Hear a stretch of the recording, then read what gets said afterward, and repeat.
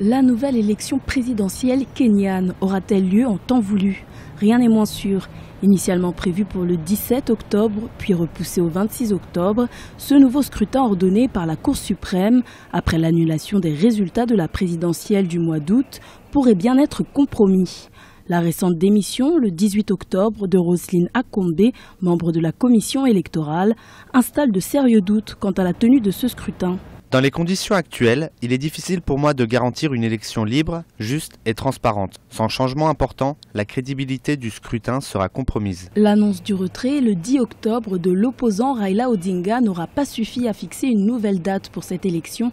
Le leader de la coalition, NASA, espérait que son retrait entraînerait l'organisation d'un tout nouveau processus électoral, une solution rejetée par le camp du président Uhuru Kenyatta, qui a récemment fait voter des amendements à la loi électorale au Parlement. Mais l'opposition maintient le cap en exigeant des réformes susceptibles de garantir un scrutin équitable. La commission électorale ayant décidé de tenir les élections, à mon avis, elles vont se tenir.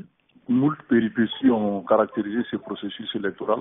En particulier, plusieurs décisions de justice ont intervenu, notamment en obligeant le challenger à reprendre la course à la présidence. Donc là-dessus, on s'interroge effectivement sur la crédibilité de cette élection, mais tout dépendra maintenant de la sincérité des votes. L'opposant Raila Odinga a d'ores et déjà annoncé le boycott du prochain scrutin. Le leader de l'opposition a appelé ses partisans à des manifestations de masse le 26 octobre, jour de l'élection présidentielle, une élection à laquelle il a décidé de ne pas participer malgré son refus de signer le formulaire officialisant son désistement.